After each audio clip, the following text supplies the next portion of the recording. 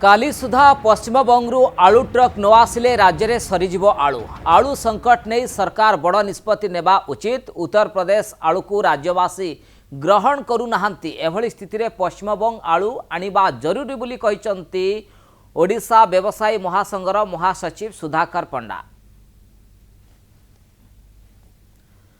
दर्शक बंधु किसी तथ्य उपरे नजर पकईबा दिने दुई दिन भितर सरीज आलू आम राज्य में प्रतिदिन 5000 टन आवश्यकता रही एबे अच्छी 15000 टन आलू एवं दिन को पश्चिमबंगू ओडिशा आसे 170 ट्रक जहाँ आमर आवश्यकता को मेंटेई थाए। आज आसी मात्र 40टी आलू गाड़ी एवं ए आवश्यकता को आहुरी आवश्यकता बढ़ी जाइए।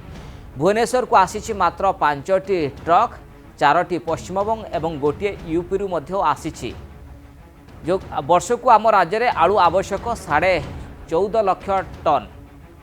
ओडिशा रे उत्पादन होची मात्र 70,000 टन। जुलाई 21 रु राज्य को स्वाभाविक भावे आसुनी आलू जहाँ को नहीं जुलाई मास पाखर गोटे मास धरी राज्य में आलू संकट देखा मिली एवं आलू संकट नहीं कौन कहते व्यवसायी संघर महासचिव सहित अधिक आलोचना कर प्रतिनिधि मौसुमा।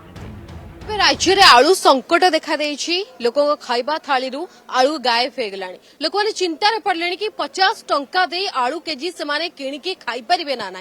मंत्री कहते स्वाभाविक हो, मंत्री कहते 35 टकर आलू मिलूँ कि मार्केट रे 35 को 40 टंकार भी बेपारी आलू दौना समस्ते 50 टंका अधिक टंकार आलू दौरान। तेरे केबे आलू जोगाण स्वाभाविक हम से नहीं आलोचना करवा ओडिशा व्यवसायी महासंघर महासचिव सुधाकर पंडा आम सह अच्छा। सर सब खाउटी पक्षर हम प्रश्न करूँ केबे स्वाभाविक हम आलू सुलभ मूल्य रे लोकों को मिल पार। देखो आम आम तरफ व्यवसायी तरफ यथासाध्य आम चेष्टा करुचु दरदाम नियंत्रण करने चेष्टा करुचु। गत 21 तारीख ठारू ये आलूर समस्या आरंभ होलानी। आज प्राय 20 दिन हो गलानी ये समस्या लगी रही। मझे आम आम प्रयास किसी उत्तर प्रदेश आलू आनी किसी पश्चिमबंग आलू आसला। उत्तर प्रदेश आलू आसला ये जो भाया लोकंर ग्रहणीयता रहा ना। तेणु से गोटे किसी व्यवसायी क्षति है। तेणु उत्तर प्रदेश मगेवाई लोक भी डरिले। हठात 2-3 दिन तले वेस्टबेंगल गवर्नमेंट कहले ना आम आलू ओडिशा को छाड़ू ना। तो परदिन वेस्टबेंगल जो व्यवसायी चाषी एवं जो कोल्ड स्टोर मालिक मैंने से गोटे असंतुष्टता नहीं गोटे जिलापाल को घेराव करते। तार परिणाम स्वरूप गतकाली वेस्टबेंगल 2 जन मंत्री सहित वेस्टबेंगल कोल्ड स्टोर मालिक एवं व्यवसायी मान गोटे बैठक बसला। से माने जोटा भल आलूटा अच्छी जोटा को डाला आलू कहते सेटा 25 टंका रेट मैक्सिमम फिक्स कले गवर्नमेंट ऑफ वेस्टबेंगल रु एवं गोटे जोटा ओडिशा को आसी रेट 23 टंका ठीक कर। किंतु वेस्टबेंगल व्यवसायी ओडिशा को जो आलू 23 टंकार आसी आदौ राजी नुहति। तेणु से आलू पठे ना। आज वेस्टबेंगल 4 गाड़ी आलू आसी यूपी गोटे गाड़ी आईकि आलू गुड़े आसी ओडिशा को जहाँ मो पाखे मेसेज अच्छी प्राय 40 ट्रक आलू वेस्टबेंगल रु आसी 40 ट्रक सारा ओडिशा को। तेणु आम बर्तमान चेष्टा करुचु आशा करुचु जे आसंता दिने दिन भितर समस्या समाधान आपण माध्यम आम सरकार को निवेदन करूँ। सरकार प्रयास स्तर में से जारी रखु। मु 2 दिन तले मंत्री सहित भी मीटिंग रे बसती सेठे भी सचिव महोदय सेठी से नाफेड को कही आलू आने नाफेड आलू आसे से भी भल हम। तेणु आम से सरकार से उद्यम भी स्वागत करुचु।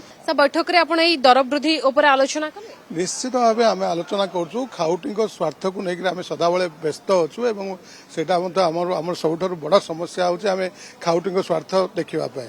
किंतु आम आम स्तर में जहाँ करने कथा आम चेष्टा करुचु। आम ए कौन कथा कौन नकारात्मक चेष्टा आम पाखे ना। खाली सुधा जदि आउट ट्रक न आसे पश्चिमबंगू ताले खाली से सब जदि किंतु अथवा लगातु ना आम चेष्टा करुचु। चेष्टा जहाँ जो समय घटो हम आम उपर कौन भरोसा सरकार रखा उचित नुहे। सरकार भीतर भरोसा करूँ सरकार जहाँ कथा आणतु आम आम चेष्टा करुचु। जदि आम आणिलु से एक्सट्रा सरकार को साहाय्य कर जदि न आसे सरकार पदक्षेप करूँ। सर आमर आवश्यकता केते रही 4500 टू 5000 टन आवश्यकता अच्छी पर डे।